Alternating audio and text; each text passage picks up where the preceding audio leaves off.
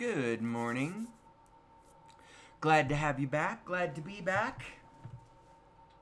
The date is November 12th, 2024. And I am so sorry that I have not yet done the things that I've promised to do, like live stream and my podcast be linked up. It's because I still have not had my training session. So forgive me for that. We're just going to continue with the show the way that it has been, but because it keeps my momentum going. This is really all about me, and I'm so very grateful and honored that you are in the room listening. So what is the Who Am I show? We're talking about who we are as human beings on this planet, on planet Earth. The meaning of our lives,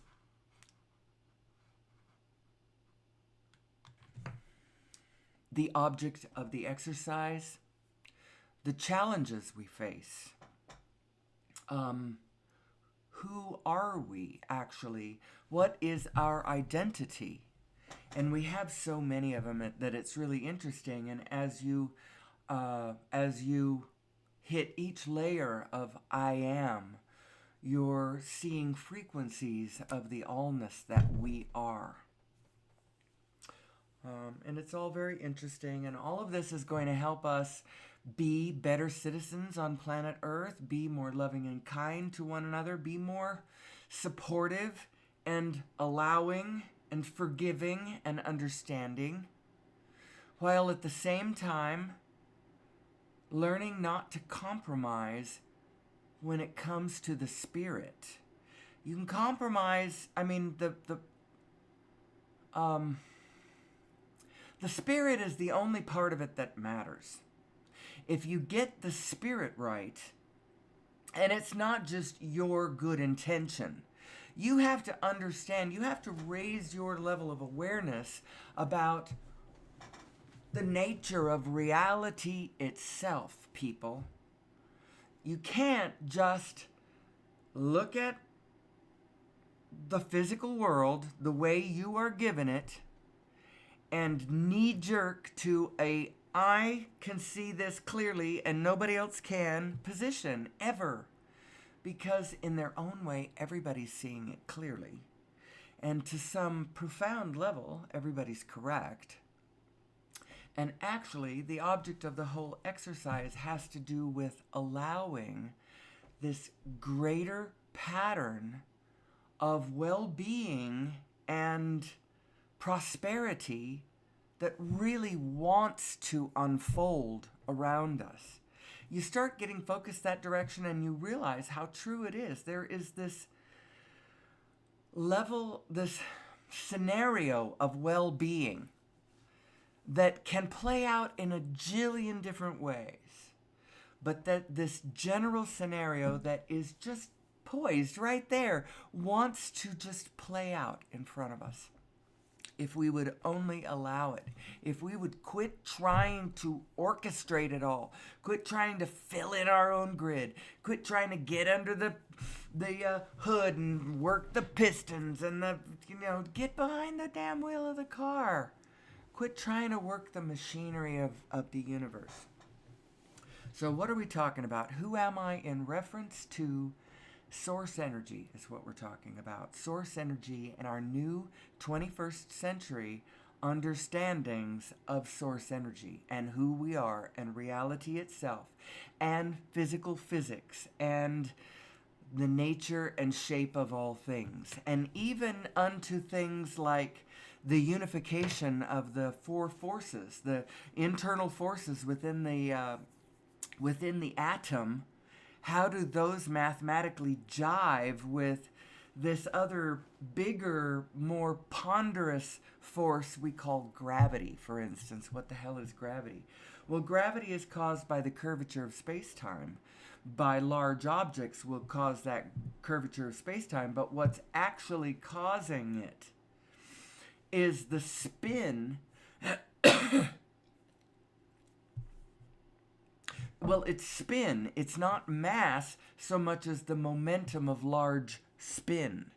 It's not the momentum of large mass, it's the momentum of large spin, which basically is a different way of saying the exact same thing, because large mass and large spin are actually, anyway. So what am I talking about, and how is this going to free us? Free us, free us, free us from hating each other. Free us from this endless cycle of fear and control and authoritarian psychosis, this Wetiko thing that Paul Levy talks about. I would direct you over to his work. He's got a lovely website, and his whole internet presence has been growing and evolving for quite a few years. So he's got all his articles, and he's written books. He's got all kinds of stuff. It's wonderful. He's a little dark. But when you hear his story and you understand exactly from whence his wisdom cometh, and how he is this wounded shaman, kind of thing, but from a psychic level. He's a psychically wounded shaman. And the lessons that he's learned, and the things that saved him. So his father sort of cracked him. And what saved him is a combination of quantum physics and Buddhist philosophy and Carl Jung's philosophy. And so he's got a lovely mixture of this as he streams forth out his interpretation of what he sees humanity's problem as being. He calls it Wetiko. It's a psychic blindness. It's a kind of psychic, spiritual, quantum field condition that human beings have a propensity to. And I think that we have a propensity to because we have a propensity to go off on our physical mind without lining it up with flows and frequencies and forces that are already in place all around us. You link your physical brain with what is already flowing, with the frequency and heartbeat of life itself. And then your physical mind can be trusted. But as long as your heart and your brain are disconnected from one another, and your brain is off on its own, so sure that it has to figure it out on its own, and that when it does, it's right and everybody else is wrong. It's a weird thing that we do. And it sends us into states of negative emotion. It's a negative emotion thing. It's a non-understanding of our shadow self. Our self, whom we are in the very moment we step into a negative frequency. It's a non-understanding of that. And a continuing to believe that this projection of negativity that I am projecting out there on the physical world, that's what's true. So that thing that I see so negatively, that is the problem. And it's outwardly focused. And it's based on a necessity to change conditions, to shift conditions, to make it change. Because unless that thing changes, I am not happy, I can't be happy. And it's their fault, so I've got to go get them to change or fix it or something. And so it's always this outward reaching of power. Now, in a way, none of this would be a problem if we were in alignment with our source and in alignment with one another through this. I mean, in alignment, but not lockstep, not groupthink. Alignment spiritually, but physically, I'm doing whatever I feel called to do, whatever dance I feel called, as long as I am connected to my own source, it's fair, and I am in in the swing of a place where all of my choices that I see laid out in front of me, and I see many, many, many, many choices, every single one of them is gloriously harmonic with the field around me. And it includes the potential of other beings around me becoming my cooperative components to whatever it is that my venture is, whether I'm starting an eatery or an orchard or a goat cheese farm or an Airbnb or a transportation model of some sort or a communications network or whatever it is that we do as human beings. I'm saying line it up. Line it up with your spirit. Line it up with the field, and you will find that all those who are, well, the whole world is a potential cooperative component from that position, although the ones who are going to actually be your cooperative components are the ones that you run into in that moment, and they're in alignment too, and somehow their good idea fits exactly with your good idea. Like, you have an idea for this one aspect of the business, but you're not really interested in PR concerns or this and that. And you come into contact with somebody who's in alignment with themselves, and they are a thirsty PR genius or public personnel or whatever it was that you needed. You were inspired to enter the room at the same time they entered a room when both of you are in alignment, and boom, cooperative components to an amazing, amazing business venture. That's how it works. That's how it works. And so that's why the whole point of the venture is to stay in alignment with your own inner being, who is in alignment with all things that you care about, and all the other beings around you who are also in alignment with their inner beings. You're going to start pinging with one another and zapping and zinging and playing and dancing. And if we would all start looking with more faithful, hopeful expectation to the field around us, to start filling in our grids with the cooperative components that we need for the desirous ventures that we have been hatching in our souls, then the field would start organizing that way. Actually, I was listening to a really interesting Bashar. It's actually not a Bashar video. It's actually just Daryl Anka talking about, the things that he has learned through all the years of knowing what, his association with Bashar and this whole entire enterprise, the whole story, how it's gone. And it was talking about, hold on. And he was talking about something about the unconditional support that the universe will give you on any belief that you hold. There is a level of unconditional support that you are going to get based on any belief that you hold, positive or negative. If it's a negative one that you hold, this very interesting. And negative beliefs, and so I always come back to Hitler. I don't know how come I keep thinking about him and why I bring him up in inopportune moments. But it has to do with, I think he's illustrating something.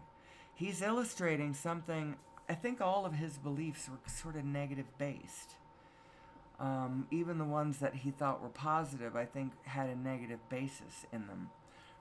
And when you draw the line under your belief system and you turn it into stone and you belch it out, if it's negative, you start linking up with a negative synchronistic system. There is negative synchronicity, and there is negative timing, and there is the timing of and what I mean is all those people out there who are angry, who just got Trump elected, who are really convinced that certain people are to blame for what the problems that we face in this world are.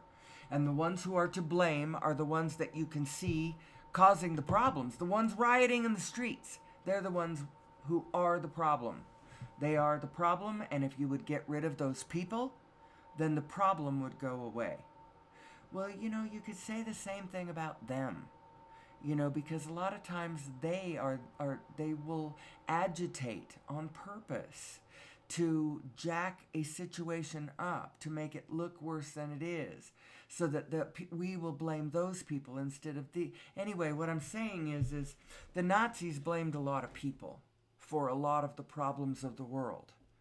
And I think they were largely mistaken about what the problem was, what the nature and shape of the world was, how reality comes into being, what you get when you go off on a negative jag, no matter what. I think they were wrong about everything. And it's because I think they had a negative mindset. And they were outwardly focused. And they thought that and that and that and that out there was to blame.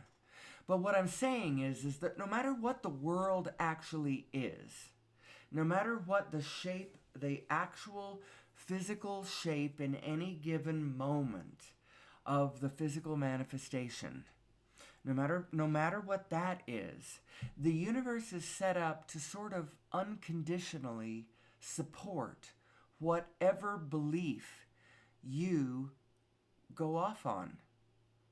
It's designed to be that way. And what Vishar was saying is that it's designed that way because there isn't a hard reality.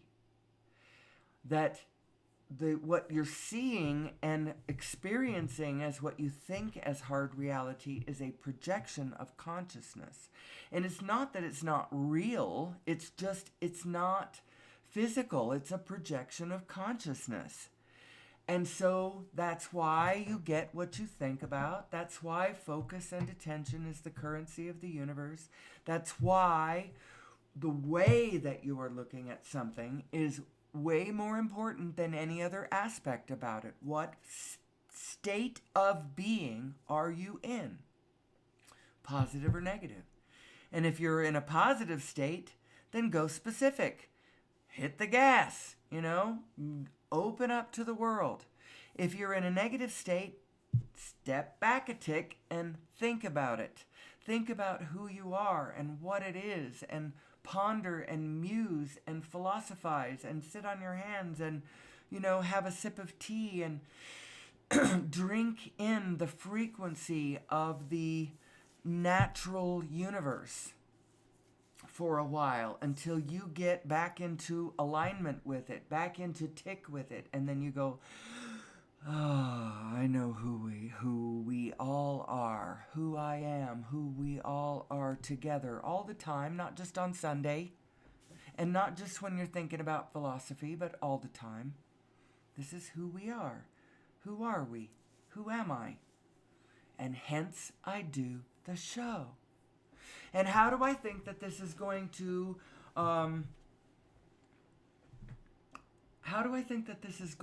physically, practically get us out of all the pickles that we find ourselves in? There's a lot of angry, frightened people out there. Now you got the angry ones that just won the election that are still angry at the ones that they think are responsible for what the problems are. And now you got the rest of them all afraid of what those angry people are going to do, who they're going to toss out of the country, what they are going to start ordering as far as, changes in our government structure or, all of that sort of thing, our organizational structures of things. what is going to happen. A lot of people are angry. A lot of people are afraid. And I'm telling you, you really don't need to be either one of these. You need to be aware. And I'm not talking about being aware of what your neighbor's doing or be aware of anything specific. I'm talking about in general. What you need to be is aware of how all of this is coming into reality, how it's coming into being, how thoughts are coming, how thoughts are becoming things, and how reality is unfolding. First of all, it is set up to be unconditionally supportive in whatever it is that you believe. And you can just keep thinking that thought, you keep believing that thought, and there will be a reality that will flow from that you will experience. And so now it becomes really important. What are you believing? Are you believing that human beings are shitty and that they will always be crappy to one another and that you just have to look out for number one and that there's, or whatever. If you're believing that and you believe it and you believe it and you believe it and you keep, it's part of your iOS, it's up there in the top of your operating system as part of your primary assumptions. You got your primary assumptions up there about what you think is true about the world. Well, how in alignment is what you believe with how the universe actually works? On the one hand, it is set up to unconditionally support whatever belief system you decide that you believe in, on the one hand. But if that is not in alignment with the fullness of the truth of the actual universe, then whatever that belief that you've got is, even though it in itself is true, it is disallowing all these other things that are true. Also, everything is true. Everything is true. Everything is true. But there are things that we can hold on to here in this sea of certainty where everything is true unconditionally. Whatever belief system you hold, the universe is ready to unconditionally support you in that. That's actually a better way to put it. And so now, what do you want? Interesting. What do you want to experience? Well, the first thing I want is every one of my needs met. And that is a wonderful priority to go with, to have your number one thing that you want be to have all of your physical needs met. Water, food, these are not in order. Water, well, if I put them in order, air, water, sleep, food, shelter,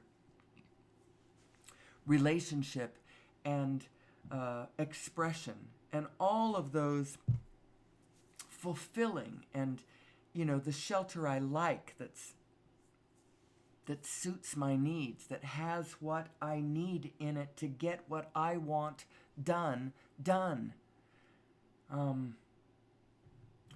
I have been focusing on desire. The Bashar thing, the Daryl Anka thing I was listening to yesterday. And if I understood how to do things right here, I would share it with you. Maybe at the end of the video I can put this one in and I can just practice on my own, because I know that YouTube I can probably figure out how to do that one. I just wanted a training session from a full teacher who was just I have all this checklists, and my eyesight isn't great, so I don't really enjoy figuring it out myself anymore. I love to have a teacher, and that's more fun anyway, isn't it? But my teacher and her driver and such have been ill, and they live across town, and so anyway, what was Bashar saying? He was saying, I don't know. He was saying that the universe is designed so that it will unconditionally support you in whatever your beliefs are, because it actually isn't a solid thing, and it's all a projection of consciousness, and so the possibility for anything is there, even the darkest of darkness if your consciousness is capable of going there. And a human being's consciousness is capable of going there. And what does it mean to be capable of going there? It means, can you spin your thoughts from a place where your inner being and all of her holistic and wise, connected knowing is not? And yes, human beings can do that. And they can belch forth actions from this position of not being connected to the inner being, and the landscape that you create from that position can be extremely dark, all the way unto the concentration camps. You know,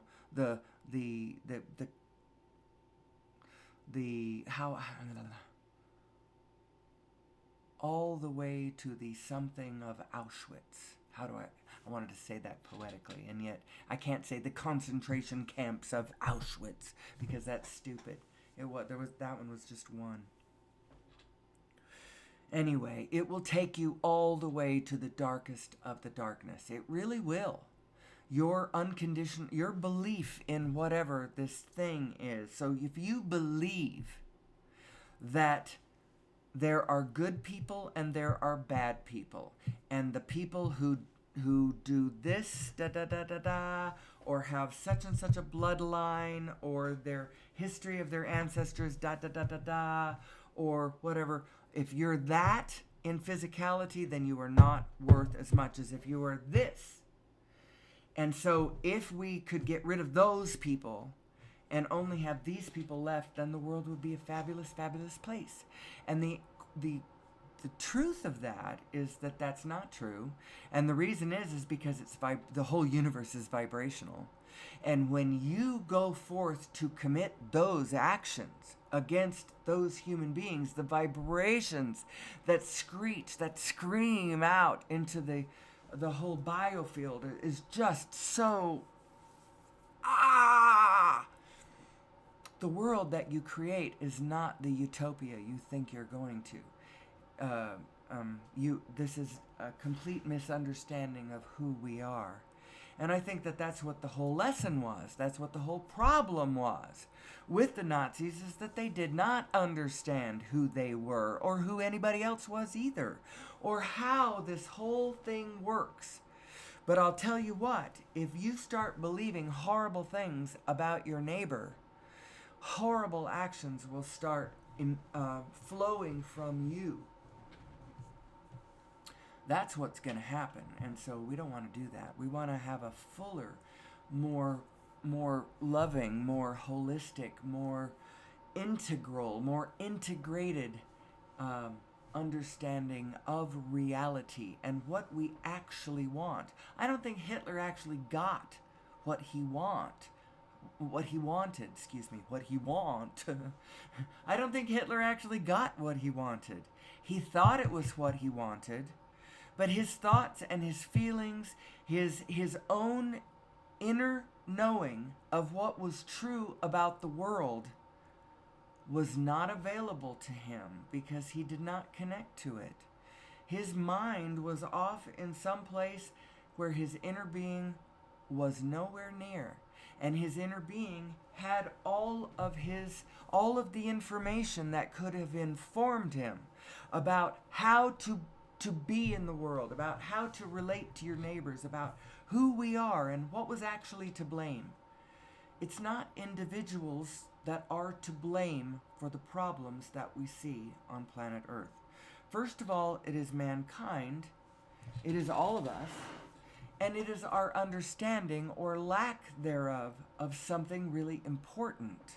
That if we would all generally understand this, we would A, generally teach it to our children, and then B, they would not be all out there not understanding with their physical minds.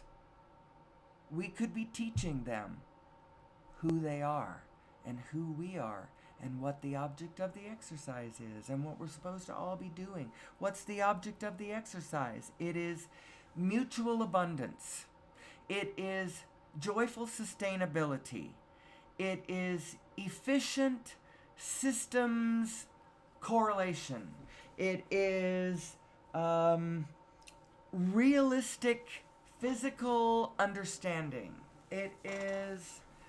Do I need to go on? The object of the exercise is fullness, is wholeness, is connectedness, it's understanding, it's comprehension, it's awareness. And at the same time, it is linking, it is when you link your physical brain with your inner being, it becomes immediately way, way, way, way smarter. And everything that you do becomes way, way smarter. And not only that, everything you think of doing becomes way, way smarter. And all of your actions become way more harmonious. And that's the answer, people. That's the answer. And from that position, you can just let everybody take it from there. So the problem is we don't need to stop Trump. We need to align him. We need to help him understand who he is and who we all are. And you know what? We may or may not ever get there. Let's face it. If our salvation depends on him getting it, then, well, we're all in trouble. But it will help if we get it. If we get it, if we help every person who was enthralled in a MAGA vision on the one hand, or maybe just fed up and sick and tired of what they thought the establishment was. So what they did is they spit in the face of the establishment. Now what's going to happen is they're going to realize that a whole lot of that, I'm air quoting, establishment is part of the systems that is, handing out Social Security checks. And, that's a good point. You know what? I think that is a fabulous point. Okay, earmark that. Hold on a second.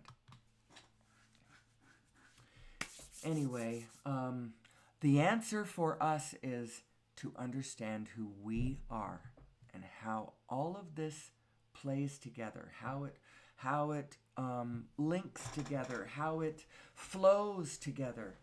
And I started off by, I think yesterday I talked a lot about the physics of it. Today I haven't talked very much about the physics at all. But the physics is this unified physics, the mathematics of which were first published in 2012 by Nassim Haramein.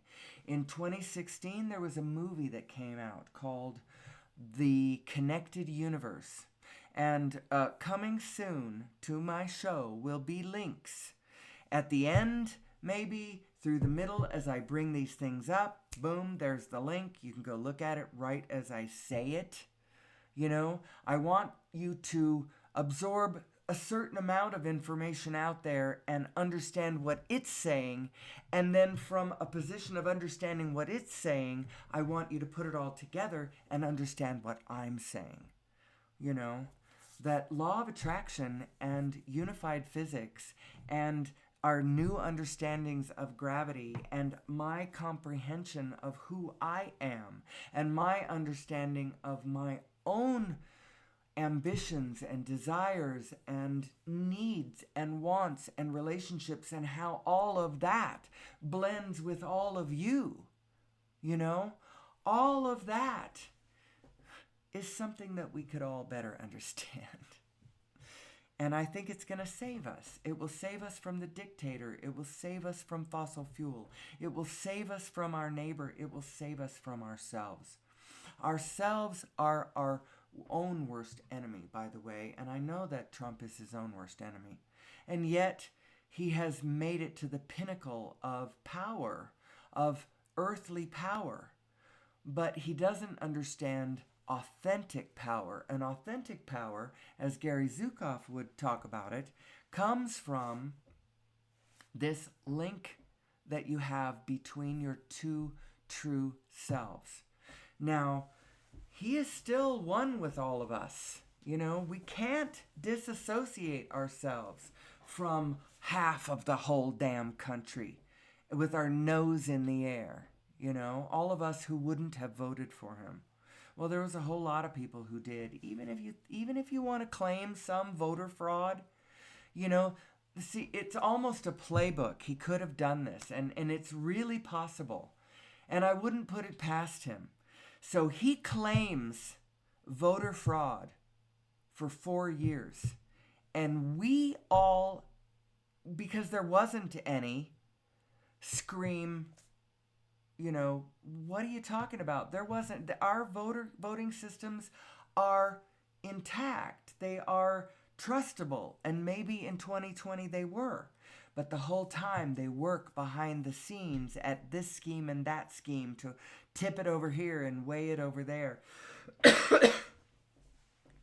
And since we've been screaming for the last 4 years, there's no voter fraud, now, if there really is voter fraud and we start claiming that, it just looks like sour grapes.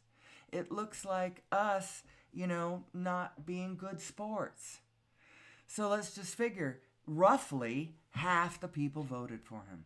If a tiny bit more than half the people voted, if 6 more people or 1 million more people voted for him than half, fine. You know, we've got a problem with our rules that say 51% and the winner takes all.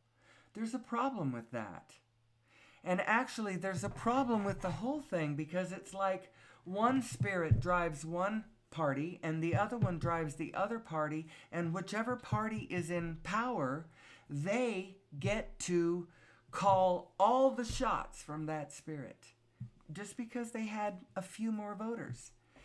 And what really needs to happen is all of us need to get into a collective aligned spirit with our source and with one another, understanding who we really are. And then we all work together for the common, for what we all have in common. What do we all have in common? What do we all want? Well, you know what? I know that the party that just got elected says that they are all about personal freedom. And so rather than standing there and being angry with them and pushing against them, take them at their word and then stand for it yourself in all the places where maybe they are standing against it. Because what I'm saying is advocate for what you want. Take them at their word. And actually, because we all do want personal freedom. They say they want it. And yet there's certain things that and it's the same with us too, though. So we are all in this together. We've got to find a way to link back up with one another from the heart and be all involved with the things that we all commonly share. We're all human beings. We all love the beauty of nature. Honestly, we all do. Now, I may be afraid that one party is going to have a tendency to drill more oil than the other one, for instance. Because that's one of the things I care about, because I'm an environmentalist, right? But Obama gave out more offshore drilling permits than any president ever had up to that point. I have no idea whether, in 4 years, in half the time, did Trump give out the same, number per year or whatever that Obama did. Obama had 8 years to do it and Trump only had 4. Now he's got 4 more. Is he going to end up being more? Are they going to drill the Songus forest? Those are the kinds of things I care about. But you know what? I know that even my my son-in-law, who is a hunter, both him and my daughter are hunters. They are bow hunters. And he is he does a certain kind of taxidermy, and he has all kinds of dead animals all over his house, and it drives me crazy. I hate it. But even they, where we are in common is we both want abundance in nature. And we both want to be free to do whatever the F we want with it. Now, as they feel, as long as they're not out there slaughtering lots. It's just, my bow and whatever. There is a place where we all have in common. I don't want to get off the track. We do have things in common. We want personal freedom. We want natural abundance. We want loving interaction with friends and family. I'll tell you what, they could teach me a lesson about something because they are so lovingly connected to so many people. Now, there's a certain amount of negative churn going on there too, so I don't want to over idolize them, their lifestyle, their belief systems, or any of that. I just want to say they didn't vote for who I voted for. They don't live their lives the way I would live my life. But I love them, and there is a great deal that I can see that we do have in common about things that we want, about things that we believe, about things that we love, about things that we care about. And that's where you focus. Don't focus on the places where we differ. Although at some point, if you try to cram your beliefs down my throat, then I have to say something. But if you just want to believe what you believe and go about believing it, go ahead and do it. I will allow it. And we should all allow each other. Let go. Let go and let God. And pay attention to your own business. Now, one of the reasons that we have a problem with that, it's a simple biological reason why we have a problem getting out of each other's business. So forgive your fellow human beings for being all over your business, because it has to do with the way we are designed. We are a social creature. We are designed to be better together, to be specialists, and every one of us off specializing with a very high level of focus on our particular area of specialty, and we bring back our knowledge to the whole group, and we become this lattice creature whose knowledge is vast, vast, vast. That's how we're designed. But one of the things that we have within us is this little thing called a mirror neuron. And it's a neuron along with the rest of the neurons you got in your brain, but it fires simply when you are observing somebody else exhibiting behavior. It fires within you as though you had done that behavior.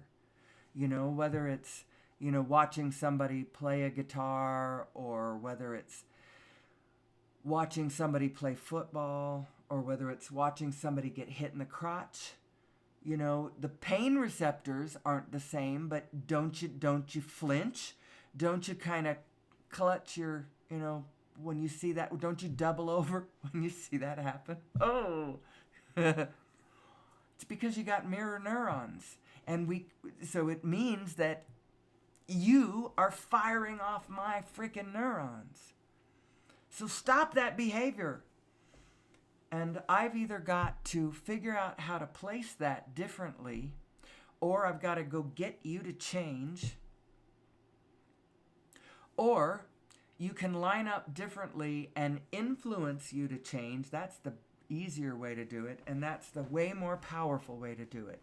You can influence one another to their higher coherence level by virtue of an example of your own. Your own coherence level affects the coherence level of the rest of the field around you, because it just works that way. We are all spinning together. And there is a certain coherent spin that we are all part of. on this planet Earth. All of us, we are all engaged in the same spin. Duh, it's the spin of our planet. It's the spin of our biofield. It's the spin of our species. It's the spin of our heart. But there's one we share with Source, and then the other one that we are individually in control of. And if you really understand how that works, you can just mind your own business, and from your own personal position, you could influence the field to a massive degree just by the power of your own powerful source-aligned coherence, right? That's the easiest way to do it. That pulls through this sort of gravitational force all the things that you need. You will pull into your experience. That's really good if you're in a wheelchair or if you're starting to get old, to have that kind of power, because you kind of need to stay where you are, and you want to pull all the world into, you want to bring it all to where you are.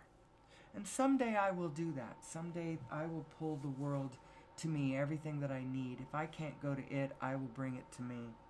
You don't have to go fetch it. Pooh,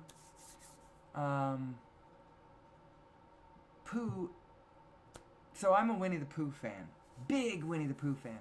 When I was a kid, my father, whom I adored, read both Winnie the Pooh and House on Pooh Corner to all of us kids. There was at least 6 of us that was there most of the time listening to him read. I think there might have been one chapter where there was nobody listening. He needed to finish it, and we were, whatever, he just read it. I think.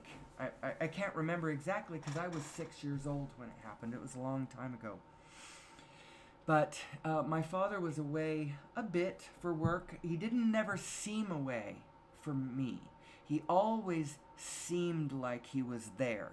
Because whenever he wasn't there, I would go listen to that Winnie the Pooh thing. So ask me how much he was there. I don't know. My mom fussed a lot about him not being there as much as she wanted him to be. But I don't really know how much he was there. Because for me, he was always there. You know, reading Winnie the Pooh to me. And the characters are very funny. Pooh writes poetry, and Pooh does things.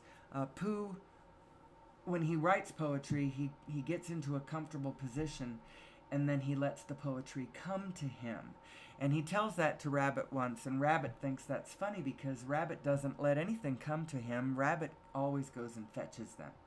Rabbit's always out there going to fetch things. He never lets stuff come to him. And it just occurred to me how funny that is, and how well that correlates to the different ways of going about being in this world. We are unconditionally supported by the universe.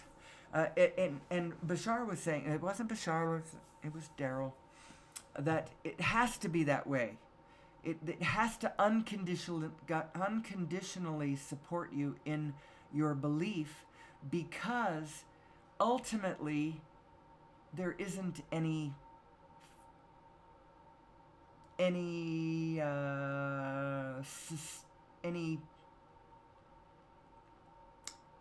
don't want to say the word permanent, but I'm going to use it right now. There's no permanent physical reality. There's no it's not that the physical world is not it's not that it's not there at all. It's just that it isn't what you think it is. It's a projection of your consciousness. It's not real from its own side. It's not innately anything from its own side. You are the one giving it meaning. And every living being anywhere is what is giving the isness of the universe meaning. You're giving it meaning by declaring who you are. You know, I am love. I care about this. I care about justice. I care about honor. I care about truth. I care about beauty. I care about freedom. I care about, what are the other noble words? They're pure vibrations, is what those things are. They are pure vibrations. And from those vibrational standpoints, if you would go to there in a general standpoint and only move into the specific from those vibrations, you would find that you would make the world a better place just by being in the world. Your very existence would just make the world a better place. And it would be easy. It would flow from your perspective easily. And yet the world would benefit so much, and we could all be that light in the world. So let's get to something practical. How do I think that this is going to get us off fossil fuel? And I don't really, when I say get us off fossil fuel, it sounds like I am pushing against fossil fuel. But imagine it this way.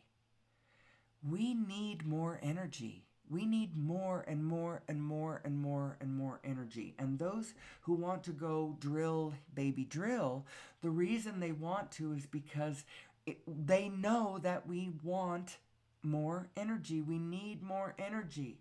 They are not wrong about that. And they also know that the green stuff isn't going to be enough. Although the thing I propose is ultimately as green as it gets. And it has so much power in it that it will be all the power we will ever need for all of the rest of all time. And we can, from that position, start building society, building our future, our civilization. From that position onward, we can build it clean and sustainable forever and ever. Well, forever and ever, that's kind of a long time, at least till next century, and the one after that, and the one after that. We can get to our Star Trek future, our Federation of Planets, or, whatever. But you know what one of the tickets to the stars actually is? And it's one of the things that Star Trek gets wrong. Star Trek has warring peoples who do not know who they are, who are territorially minded and hyper individually focused without an understanding of our collective nature out there zipping around in the universe.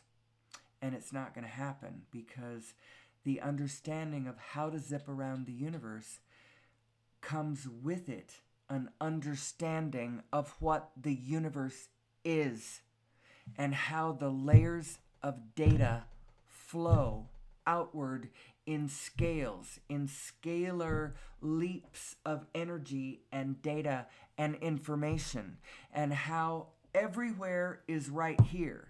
Everything is here and now, and if you want to move from here to there, if it's a really long place, long distance, what you have to do is you have to change frequencies, and you can just go there because it's all here, right now. And if you don't have that understanding, if you are still in your warlike, knee-jerk, don't understand my shadow self territorial aspect of your development, you're not going to be traversing the galaxy. You just won't be. You will be trapped by the monumental distance that everything is related to one another from its physical side. It's just too far. It is just too far. You can't move that way. And so our better understanding is going to come from... So, what am I saying then if I'm not talking about green energy? If I'm not talking about solar and I'm not talking about wind and I'm not pushing back against fossil fuel, then what the hell am I talking about? I'm talking about two things. One is plugging directly into source by understanding the nature of spin, the nature of the spinning vortex of creation, and the spin of all of physicality, and the spin of our atoms, and the spin of our blood, and the spin of the wind, and the spin of understanding that, and the mathematics of it, and the forces, and how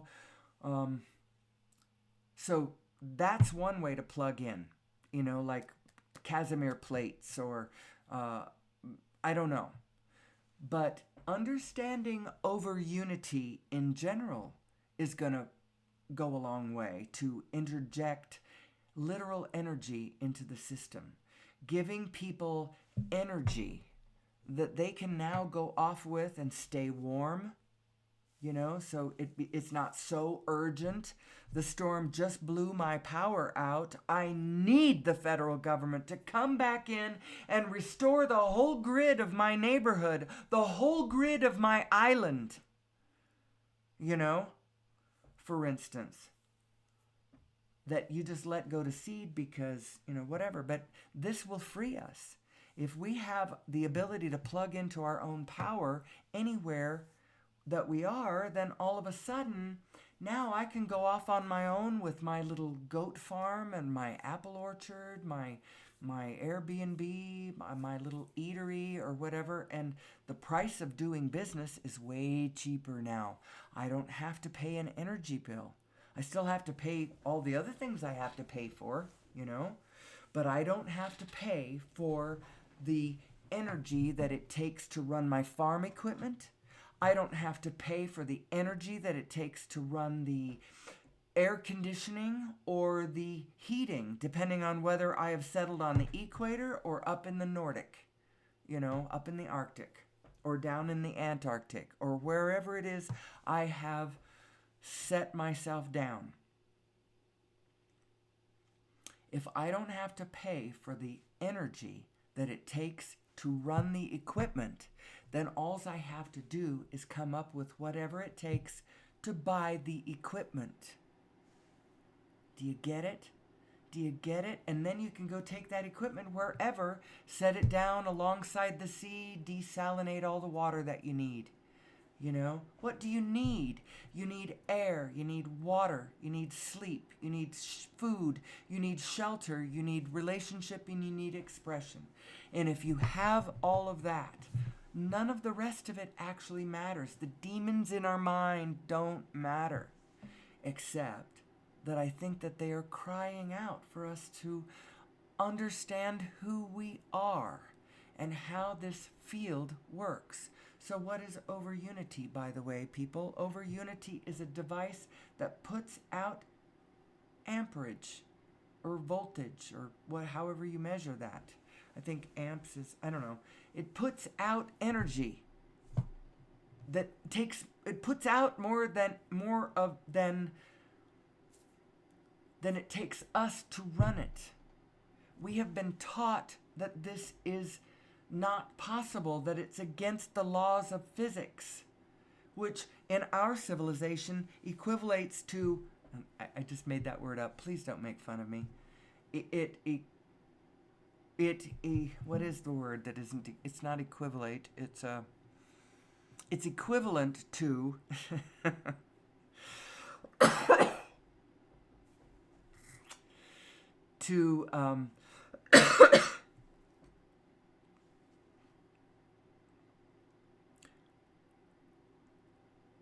now I don't even know why I was saying that. It's equivalent to saying that you are creating energy out of nothing. Is that what where I meant to say that word? And you aren't creating energy out of nothing. You are not creating energy out of nothing. Over unity has been achieved a number of ways. People have also figured out how to modify a conventional internal combustion engine so that it runs on a mixture that's mostly water. They have also invented another engine that was a completely different kind of engine that ran on water. We have invented solar panels that were massively, massively, massively more efficient. Way more efficient. They will not allow you to produce one that is higher than 22%. I think that's the highest one that we've got. But our ingenuity is way higher than collective society would have you believe. We have invented all kinds of things that have already solved our problems. The problem is that there are some who are not allowing these things to happen. And it might be possibly because some of them are fearful of what we will do with this technology if the consciousness is not in place before it comes. See, I wouldn't have wanted to hand Hitler clean, free energy. He wanted to make war on everybody. If Trump truly says that he doesn't want us to be involved in wars, he wants us to be an isolationist, well, there's good things about that and there's bad things about that. I'm really glad he doesn't want us to be in war. The isolationist problem is that part of it doesn't understand how we are already connected to the rest of the world. But the fact that he doesn't want to engage in war, he wants to go make friends with Putin is what he wants to do. And that whole war is going to end, and Putin is going to own Ukraine. And in a way, that's a kind of a solution, isn't it? Although it's terrible, because Putin is an authoritarian dictator. And we've got to understand this authoritarian dictator thing.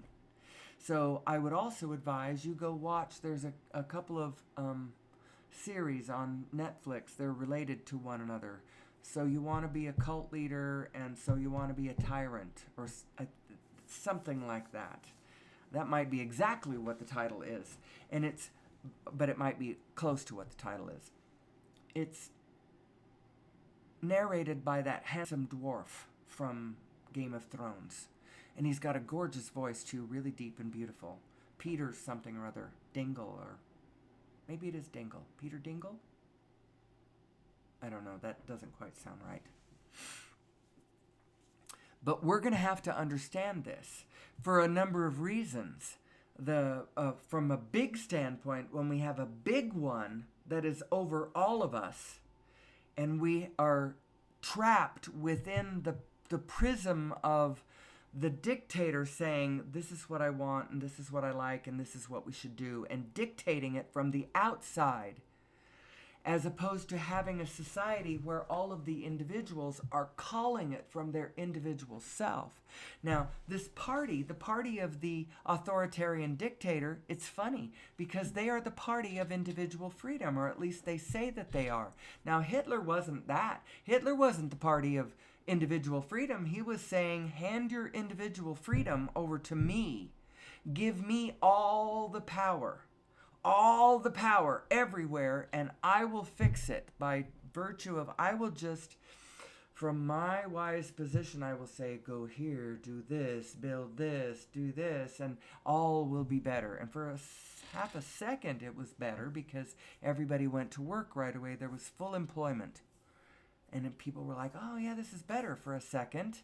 While the rest of the world was still in depression in the mid-30s, Germany was thriving at that point. They were still thriving because the bad points of the authoritarian equation had not really come to light yet.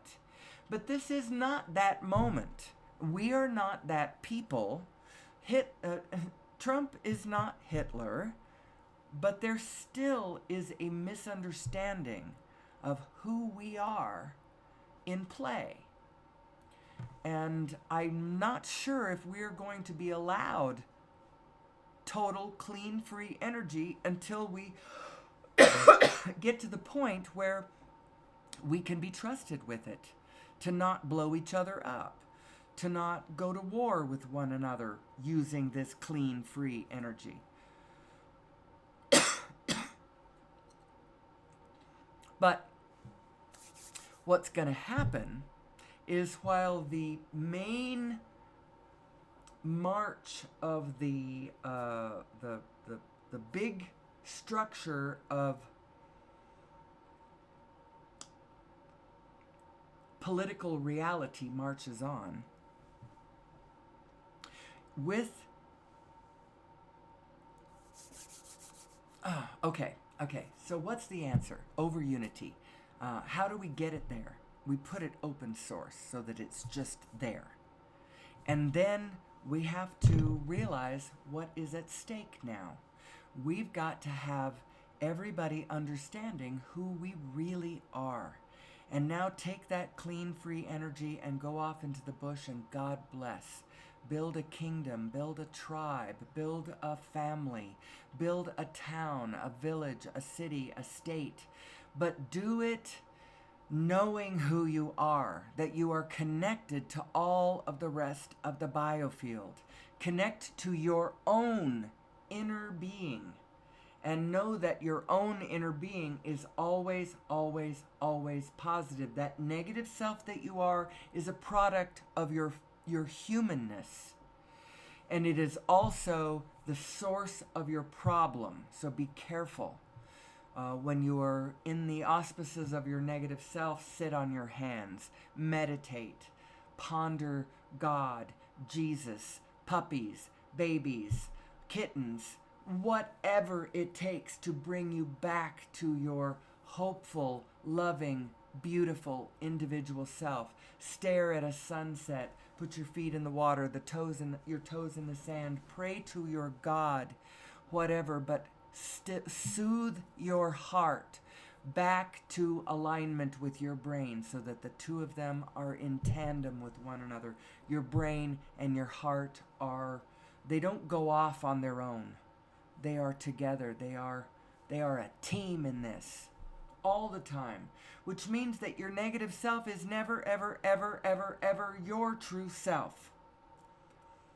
It isn't. So take from that what you will. It's a little bit short today. I don't know if I'm ready to end. I want to just keep going, but I want to be live streaming. What time is it? Let me just look. Sorry. Stream of consciousness means you get used to talking to yourself. 6:24. Okay. Well, I've gone past an hour. I have mentioned everything: law of attraction, unified physics, freedom from fossil fuels, who am I? I haven't done my presentation in a very long time. I mostly just pick up a back screen, and I don't even care what it is. Although I like it to be peaceful and beautiful somehow. All of mine are either pictures of their background scenes of nature, or they're things like this. Here's a woman meditating, but there's nature in the background. Every one of mine actually are nature. And then I have these other slides where I talk about Nassim's latest paper. This was from 2023. Last year he did this one, The Origin of Mass and Nature of Gravity. And then there is a YouTube video describing this paper. Right here, boom, I would put a link to that. Oh, there we go. Here's the full abstract. If you wanted to pause it and read that. It's very ambitious.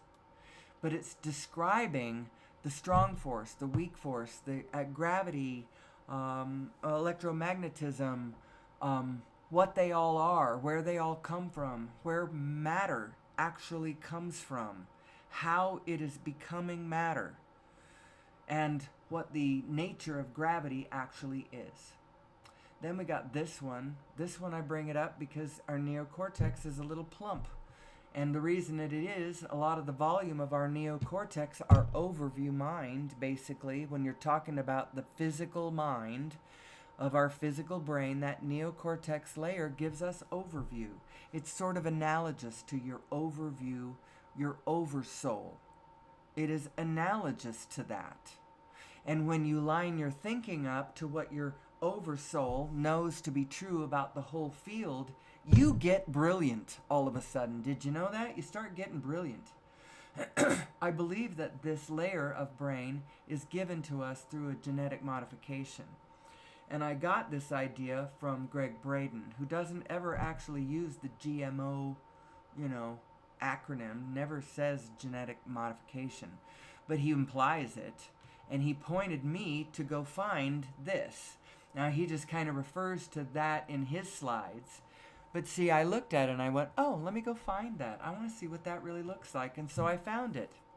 And when you find this volume, It was the one published October 15th. There's like 2 published every month. This was the second one published in October. And in this volume, you can see what pages it is, but the pages are identified within the articles. So you have to kind of keep opening one to see where you are in the pages, or, which I didn't do, I instead just read the titles until I found it, and it's the 40th one in. And here's its full abstract, where it's talking about this fusion between these 2 chromosomes. And the 2 that are fused are ape chromosomes, and the one that's produced is human. And it's actually very interesting. And then I have my emotional guidance scale, which tells you how you are doing relative between your 2 selves. You got 2 selves. I actually have this picture that illustrates the 2 selves. The large one on the left is me visualizing the large spinning vortex of your source mind. And then this little one over here, and it's all out of focus because it was a tiny picture that I blew up really big, and so now its pixels aren't very good. Anyway, back to the emotional guidance scale. You have another way of looking at it here. When you start going over to your positive side and leaning on your positive side and hardly ever going negative, well, that positive side starts gathering momentum because its source is always sweeping in the positive for your positive side. The only thing that ever gets in the way of that is you going negative. And that negative can start building a momentum too, because that also, the law of attraction is the law of momentum. That's what that whole thing is. And Bashar was talking, Daryl Anka was talking yesterday about the momentum of intentions that you have. You have intentions coming into this earth, things you want to experience, things you want to accomplish, things you want to see through. And it's one of the reasons why it's a really bad idea to commit suicide, because it will interrupt and you'll just have to come back to it at some point. Here on this planet or another or some other way, you're going to have to still fulfill that contract. It's an intention that you set and a momentum that you put forth. And the reason that I bring it up is because he also used the word momentum. It has a momentum that has to play out. And momentum is a big part of this. So here's another way to look at that emotional guidance scale, with the momentum of the negative getting bigger on the one side and the positive on the other side. And anyway, then there's that picture. Then I have this one, which talks about your 4 general states of being. You actually have 2 general states of being, positive or negative.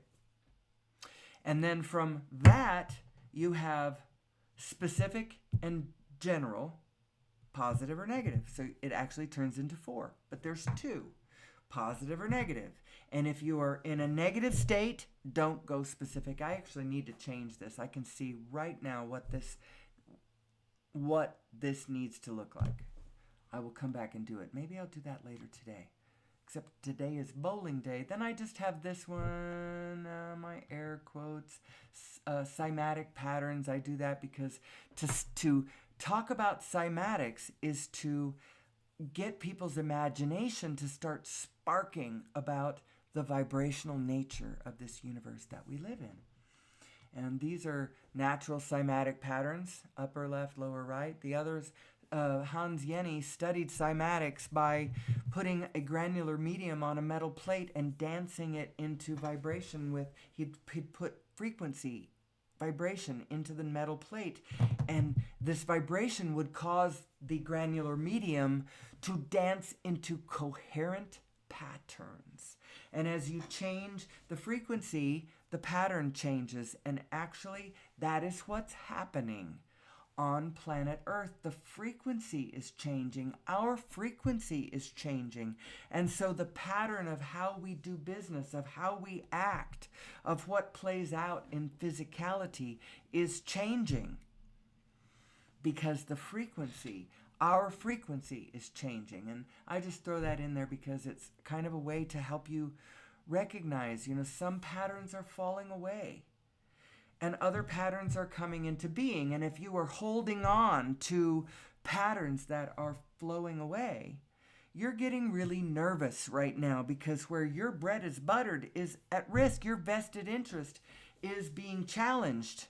Maybe you're King Buggy Whip and the year is 1905 and the writing is on the wall. Your vibration is in the past. We are changing. We are raising our frequency. Actually, oil has raised our frequency. We are now at a faster level than we were. We were a slower pace. We need to get faster and faster, and actually we're going to get as fast as we need to get, but fossil fuel is never going to get us there.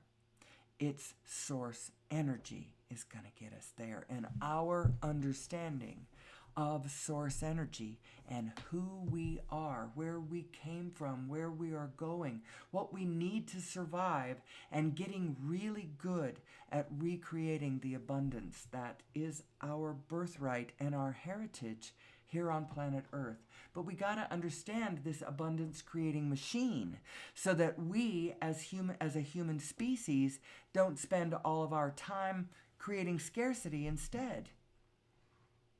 An abundance of scarcity. Then I have the 5 kleshas, which are from Buddhist philosophy considered to be the root causes of all suffering. Look at that.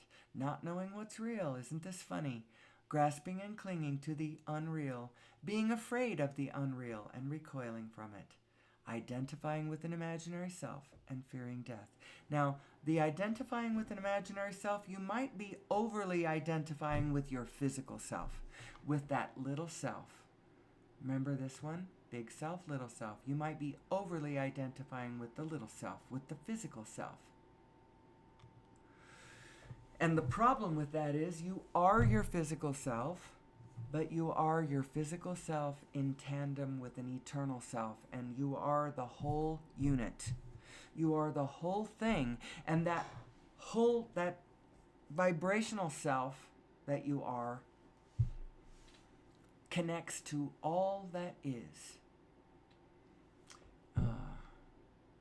Who am I? Then, actually, I have a little bit more here. I screenshot a bunch of slides from that video, the 37-minute video that is,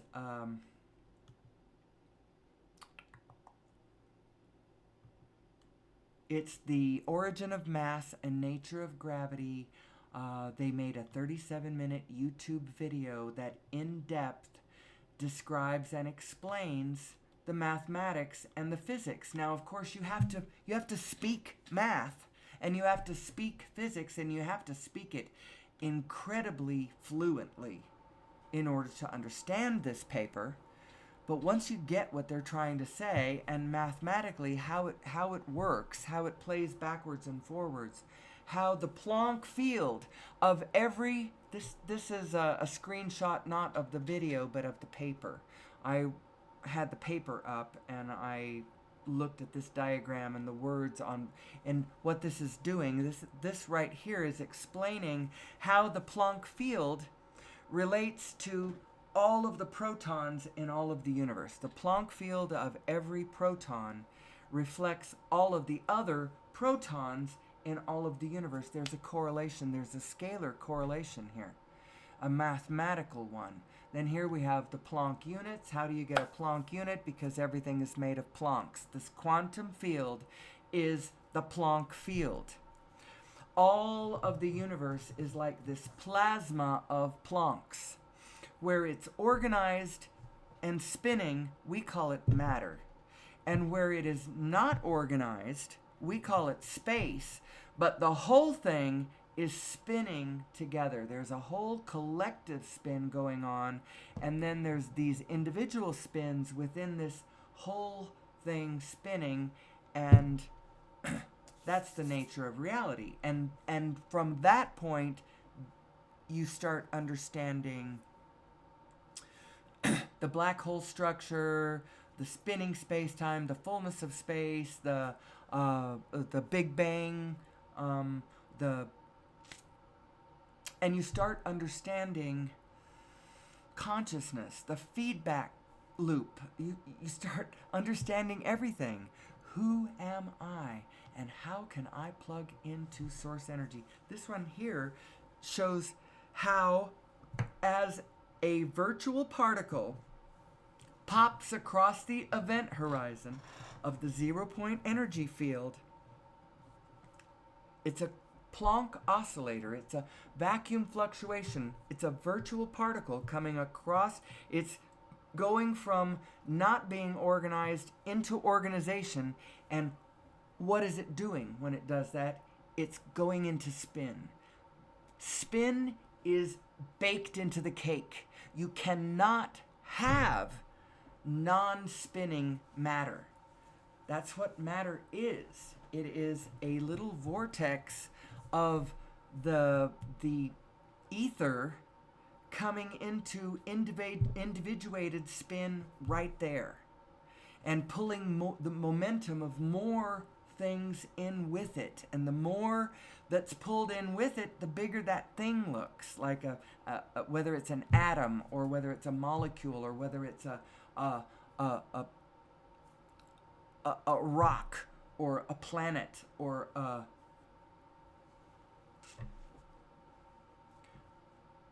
galaxy. You know, we're all spinning together, and then we have our individuated spins going on, and these two are tethered together. And within your own mind, those two things are tethered together. And so when you think thoughts with your neocortex, your overview physical mind, when you think thoughts that are not in sync with what your greater mind knows to be true about the situation, knows what you care about in the situation, knows what you want in the situation, you feel negative emotion. That's what your shadow self is. It means I am going contrary to who my greater self really is. That's why I know that your negative self, your shadow self, is not you. It's because it's not you that it feels that way. Then let's see. I guess that's the last of it. I do have a couple here at the end where I show how a hologram is made, a conventional hologram. And then I talk about, the universe is holographic. It is holographic, and it's holographic through this physical mechanism, this reverberation, this ability to hold an infinite amount of information on an infinitely small point through the means of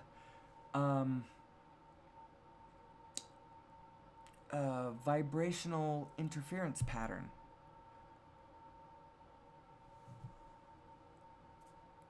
Its source energy is all of it interacting with all of it all the time. And when I say interacting, it means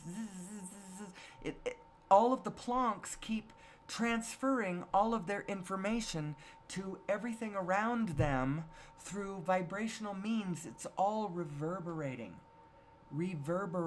with one another, and through this reverberation, sharing and exchanging its collective information up and down all the scales. It's magnificent. And then one of the last things I show, and someday I will never show this list again, not quite like this. This used to be the description of my YouTube channel, my YouTube videos was this. And this is obviously not a description. It is just a links list of all the things I would like you to watch. The Lost Century and How to Reclaim It, The Origin of Mass and Nature of Gravity video, Quantum Revolution, that series over on Gaia, The Connected Universe, that 2016 movie narrated by Patrick Stewart, Living in the Future's Past, that's narrated by Jeff Bridges and speaks to us as a superorganism, because we truly are a superorganism on this planet. And what we need to be doing, we need to have our energy source be source energy and have our pipelines piping water everywhere on this planet. That's what we need to change to. And the only way we're going to do that is if we start moving and thinking and feeling and being and knowing ourselves to be the collective being that we are. But how do you be correctly a collective being? The way you do it is by being yourself as fully as you can possibly and authentically as you can be. Line up with your inner self, your source energy, oversoul, vibrational self. Care how you feel. Manage your vibrational offering. Become stable in your emotional output, period. And your life will flow better, and your life will influence the rest of all of our lives to flow better. Let's all do better, people. I am ready for our future. I really am. We are birthing it right now. We are in labor. So with that cheerful imagery, I will leave you till tomorrow, at which time I will come back. It is not likely that anything will have changed, because today is my bowling day. Today I am not having any, there will be no training session for me today. So I will see you on deck Wednesday. If you're one of my few fans that keep coming back to me and keep coming back to me, God bless. I love you. Thank you so much. My consciousness appreciates it. I will continue to believe in our pure, positive future. I know it's there. I also know how accommodating this dang universe is. And if you keep adamantly believing in our negative future, well, I don't know. Maybe there's room for all of it. I get my positive, you get you get your negative. It might be because I think there might be a zillion dimensions. You get whatever you want, whatever you believe, whatever you focus on, you're going to get it, because that's the way the universe is designed. So focus on good things. Have hope, have optimism. Let's lead this train down a positive track. I would love to see how this world turns out from a positive, abundant direction, wouldn't you? So, anyway, till tomorrow, love you much.